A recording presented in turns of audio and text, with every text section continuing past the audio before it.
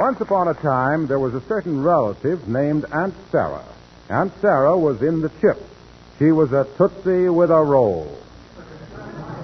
She had bigger diamonds than Wrigley Field and the Polo Grounds, and a greenish complexion from peering into safe deposit boxes. And like lots of people with all that moolah, she was tighter than a bullfighter's pants. She spent her life visiting with relatives. And guess who she plans on staying with now? Right, Fibber McGee and Molly.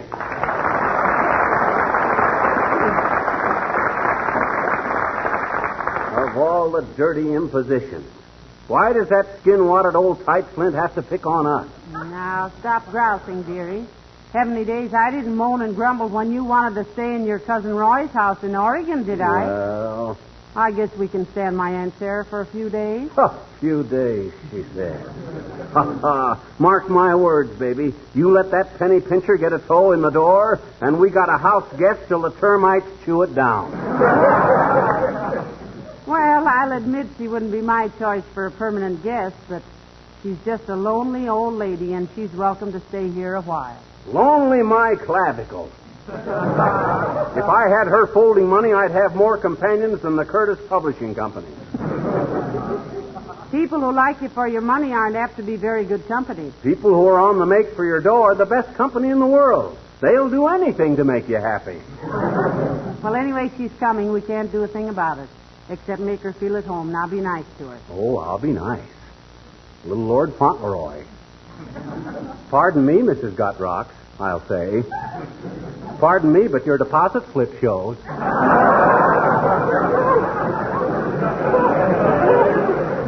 Now, McGee, that's enough. Huh? Look, she's my aunt. Yeah. She can't help it if her husband left her all that money. Forget she's got it and treat her like a human being. Well, I'll try. But when I think of the junk she sent us at different times, that abalone lamp from San Francisco. She sent us that beautiful clock for a wedding present, remember? That marble Venus with the clock in her stomach. Anybody that'd buy a thing like that has got less taste than a tea-room cutlet. All right, but we have to be nice to her. She's our closest relative, you know. You never spoke a truer word, baby. She's closer than Scotch tape. Well, what'll we do now? I brought the hand-painted sofa cushions from that hunk of lava from Mount Vesuvius down from the attic. Well, put the lava on the mantelpiece. Okay. Yeah? Yeah, and the bottle of sand from the painted desert on the end table. Okay. Did you find the brown sweater she knitted for you?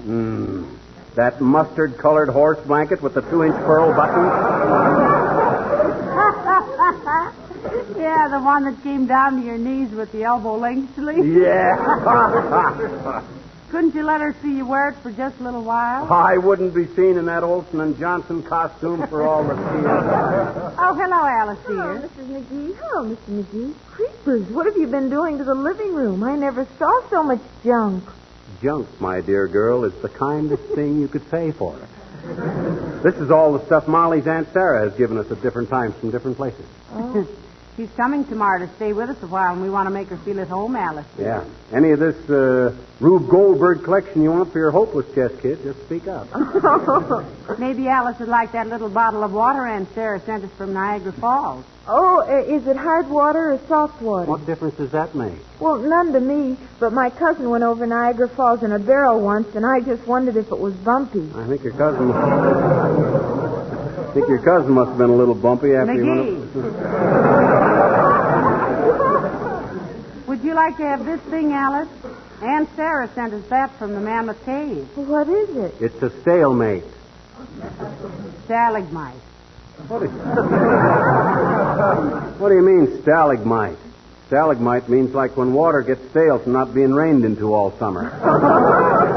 No, Mr. McGee, that's stagnant. Oh, yeah? Well, then what does stalemate mean? A stalemate is a husband who never takes you out to dance or anything. I know exactly what you mean. Okay.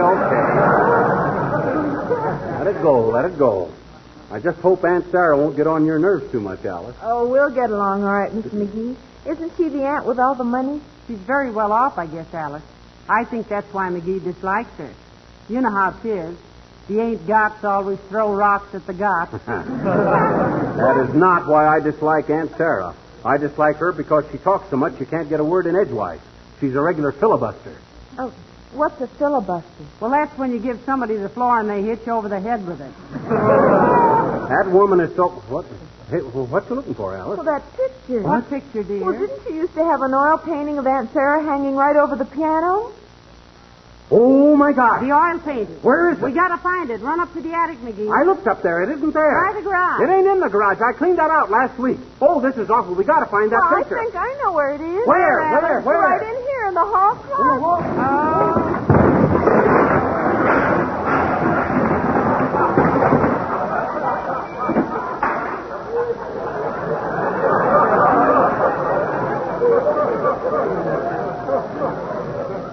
See? Here it is.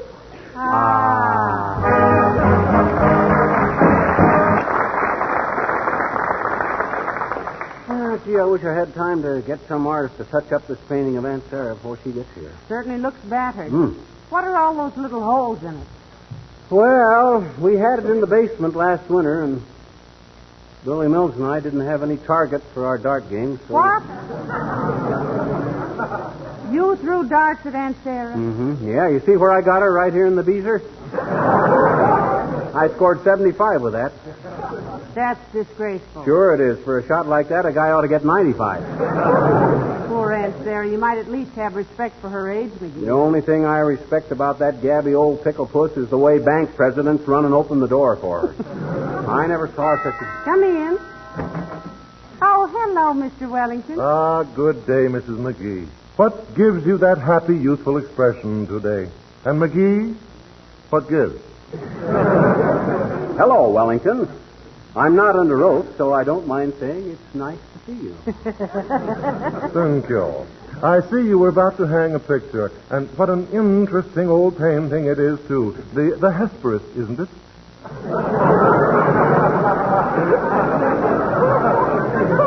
It is not the Hesperus, Mr. Wellington. That is an oil painting of my Aunt Sarah. Natural mistake. Quite a natural mistake. You can ring up no sale for either one of them. Was there something we could do for you, Siggy? On the contrary, old man. There is something I can do for you. What's that? What's that, Mr. Wellington? You will perhaps recall that last Saturday evening, when you attended the Bijou Theater, seats 12 and 14, row G, left aisle, that you experienced some difficulty, some small difficulty, with the popcorn machine in the lobby. If by some small difficulty, Wellington, you mean that pile of junk that grabs your dough and hasn't given up a grain of popcorn since Lloyd Hamilton threw his last pie, you're right. McGee put a nickel in the machine, held his hat under the spout, and nothing happened, Mr. Wellington. Yeah. So I swatted it with my hand. I kicked the Junior out of it with my foot. And then I complained to the usher, and he insulted me. He says I probably put a phone plug into it. The nasty little quisling. I know. It might please you to hear that we now have a new usher taking his place. Oh, I'm sorry, Mr. Wellington. I'm sure the boy meant well. Oh, he did indeed. In fact, I have made him assistant manager. For insulting a patron? No, for guarding the machine until we could get your phone slug out of it. Permit me to return it. Well, what do you know? Just enough to keep an eye on you hereafter. Good afternoon, Mrs. McGee, and the balance of the day to you, Nightcrawler.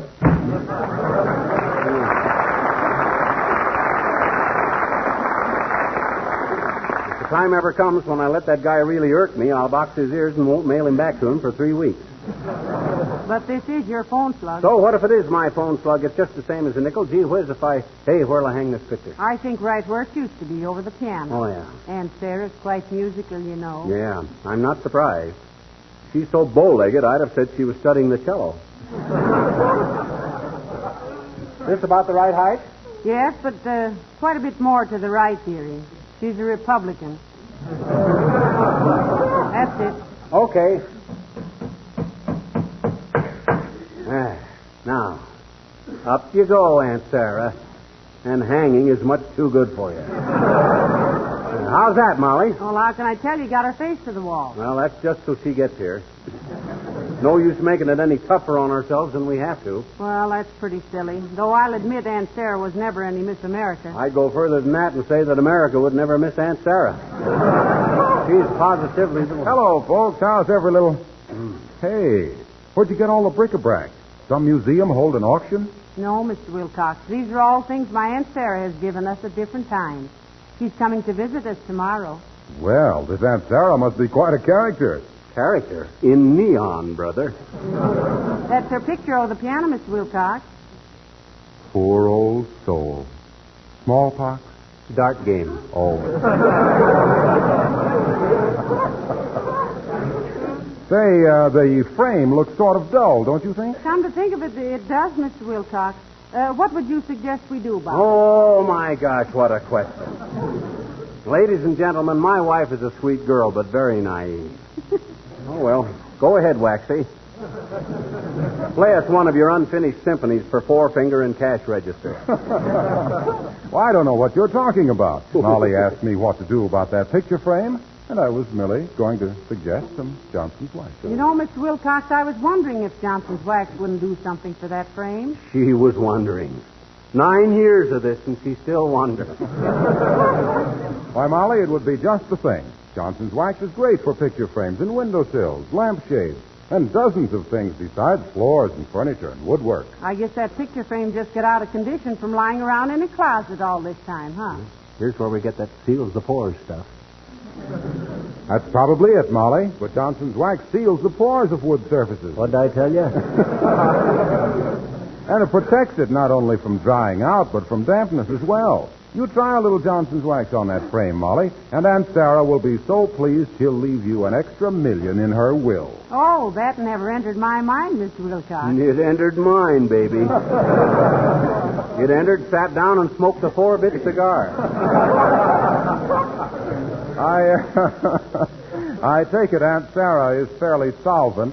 Yes, she is, Mr. Wilcox, I think. Solvent? That old false face has got a nest egg you could use for a blimp. The only trouble is she's so tight. Now, McGee, she isn't tight. She's just thrifty. Oh, yeah? Remember that last car she bought? The salesman said it would stop on a dime, and Aunt Sarah had the brakes wore out in 2 hours? What are you so bitter about, pal? What did she ever do to you? She never did a thing to him, Mr. Wilcox. I just don't like stingy people, that's all, Junior. Oh, say, that reminds me. How about a little donation for Sam Moore? He's in the hospital with a fractured hand. Fractured hand? Yeah, from squeezing the hose at a filling station.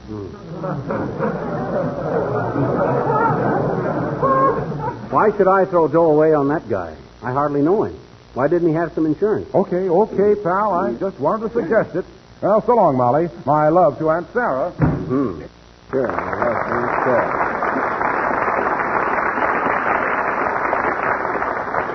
You know, Molly, really, that woman is so tight. You know, she's so tight she has to walk slow or she heats up. Is this Sam Moore a friend of yours? Oh, I've known him for several years. You know, one of these days, Aunt Sarah's going to go on a spending spree, and the country's going to be flooded with 30 or 40 Indian pennies. Look, McGee, if you can stop ranting about how tight Aunt Sarah is, you might realize that you're about as open-handed as Joe Louis in round one yourself. What you mean? I mean, you call other people stingy, but when you're asked to throw a little money on the drum for a sick friend, you cool off like a night watchman's coffee.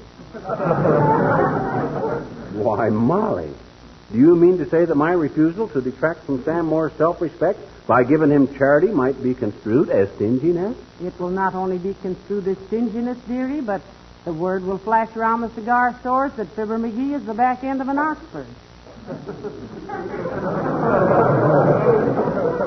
You mean a heel? Yes. Hand me my checkbook. Here, and while you do that, I'll run upstairs and look over the spare bedroom so Aunt Sarah will be coming. Okay. There goes a good kid. Lots of family loyalty there. Won't listen to a word against Aunt Sarah, even when she knows she's an old miser. Not that Aunt Sarah's unpleasant to be around. She always smells slightly of mint. Even so.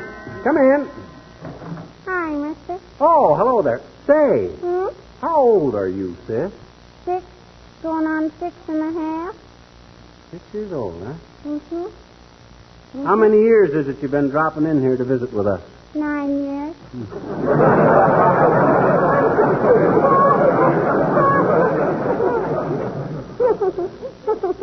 It's a wonderful world we're living in, isn't it, mister? It sure is, sis. Wonderful world. And you realize I don't even know your name? I know it. Well, what is it? Ridiculous. I meant, what is your name? Oh, Teeny. Teeny, huh? Hmm? I says your name is Teeny. I know it. Odd name. Why? Oh, I don't know. You don't hear it very often, is all. Named after somebody in the family? No. Huh? Hmm? Well, what is it, just a nickname? I guess so. Mm-hmm. When I was a little baby, my daddy called me Martini, and then they just started calling me Teeny, I guess. Oh. Why did your daddy call you Martini? Why did your daddy call you Martini when you were a baby? He said I was never dry enough to suit him.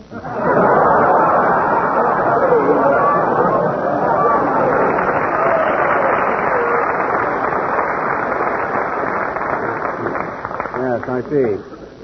Never mind. How'd you get your stockings all torn like that? I fell down. Mm-hmm. Mr. Underwood was chasing me and Willie Toops. Willie Toops and me. Gee, what was he chasing you for? He wasn't chasing me. What was he chasing you and Willie for? We rang his doorbell by mistake. What do you mean by mistake? We thought he was upstairs, but he wasn't. Oh. Now, you look here, sis. Mr. Underwood's a fine man. Maybe a little too dignified, but a fine man. You know, he used to be United States Minister to Venezuela. Oh, I bet he wasn't. I bet you he wears a necktie. No. You're thinking of another kind of minister, sis. I mean, he used to represent our country in Venezuela. Oh? Now, then you treat him with a little more respect, you understand? Yes. What'd you say he was, mister? Our minister to Venezuela. Minister. Just keep that in mind. Okay, minister. Yeah, that's it. Now, when you learn a new word like that, Teeny, you try to use it till you get used to it. Oh? Yeah. Mm-hmm. After that, the word is a regular part of your constabulary. Vocabulary. Yeah. Now, you think you know how to use the word properly? Sure. Okay, go ahead and use it. Okay. Mm-hmm. It is now 20 minutes to 3, and I got to scram home. So long, mister.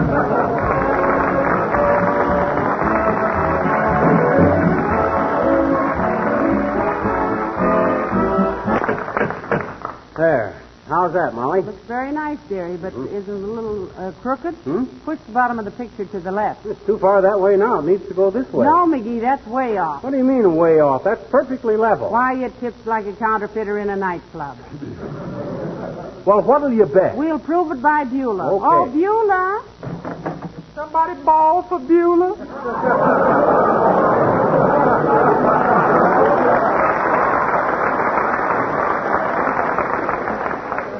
Take a look at this picture, Beulah. Does it look on the level to you? No, sir. I think the artist was kidding. Now, we mean, is it hanging straight, Beulah? It look okay to me, ma'am. Besides, it don't matter much. Every time a truck go by, every picture in the house go cockeyed anyway. Now, I guess you're not much of a consultant on dynamic balance, Beulah. You got no sense of symmetry. No, sir, but that would be a real good place for it. What would be a good place for what? The symmetry would be a good place for that picture. I'm telling you, that's the deadest looking picture I ever did see. Good idea. We'll stick the ace, king, and queen of spades in the frame and bury it with simple honors. Buried with simple honors. Look at those to me.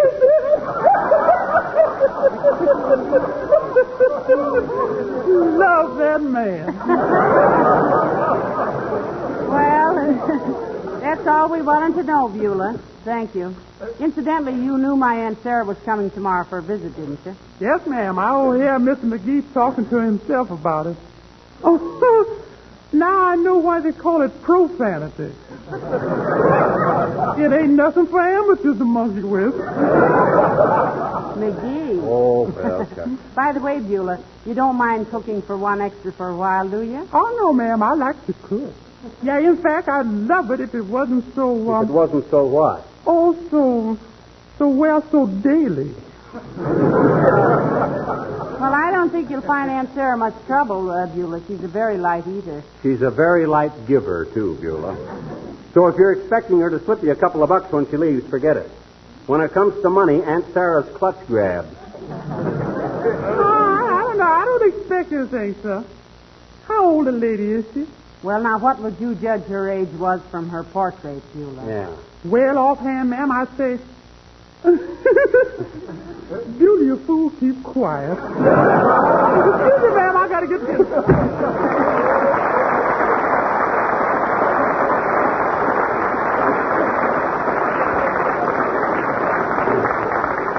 Incidentally, how old is Aunt Sarah? Well, she claims she was Admiral Dewey's godmother, dearie, so draw your own conclusions. Probably attended the Boston Tea Party disguised as a slice of lemon. I always... Oh, dear, Aunt Sarah's picture fell down again. Well, just like the old war horse. Never know when she's going to drop in on you. I think I'll just get a couple of 10-penny nails and put them right... Come in. Hello, Dr. Gamble. Hello, Molly. Hello, Ambitious.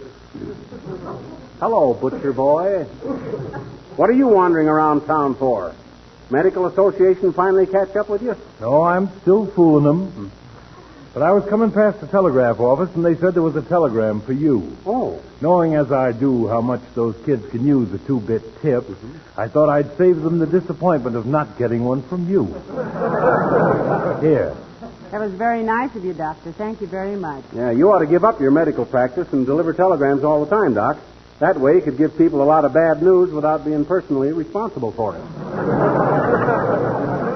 Medicine is more interesting, McGee. Mm-hmm. You can deliver a telegram whenever you get around to it, but a baby won't wait. McGee. Huh? Look, the telegram is from Aunt Sarah. She's not coming. Who's Aunt Sarah? Oh, you wouldn't know her, Doc. She's healthy. Why isn't she coming, Molly? She says there are some investments she has to keep an eye on, and it's impossible for her to... Oh, good heavens, what did I step on? Doggone you, you clumsy oaf. You put your foot right through Aunt Sarah's portrait. Oh, I'm terribly sorry. I didn't see it there on the Oh, floor. forget it, Doctor. It was only a... What do you mean you're sorry? You big hayfoot. Yeah, but You think you can come busting into people's house and start kicking priceless works of art around and get away with it? By saying I'm sorry? But, my dear boy, I assure you... Don't dear boy me, you silly astigmatic ox. My gosh, the only picture we had in the world of Aunt Sarah. And you... Oh, McGee, for goodness sake, you know very well... I know very well that if Aunt Sarah knew we'd done this to her picture, it would break her heart. Poor lonely old soul. Why, I thought of as much of that portrait as I did of Aunt Sarah herself. All right. I told you I'm sorry. What do you want me to do? Dig up Da Vinci and tell him to fix it? When I think of those dart games in the basement... What good does it do to say I'm sorry, you big pachyderm? No. Does that restore this valuable work of art? Does that calm the feelings of a dear, sweet old lady who trusted us with the things she loved most in the world? This priceless painting? Why, gee whiz. Oh, stop it, will you? Huh? Here's $50. Get it restored, but stop moaning about it. If it costs any more, let me know. Good day. Why, McGee, how could you ever? What's so funny? $50. Imagine that. We finally got some dough out of Aunt Sarah. This is...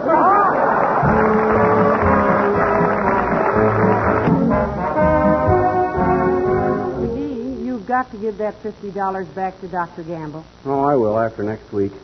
He's giving me a complete physical examination next week, you know. So what? Well, a complete physical examination like I'm going to have costs at least $20. Yes, but... You think he's going to have the crust to charge me a double sawbuck while he still thinks he's ruined a valuable portrait? Why, McGee, you're a rascally little opportunist.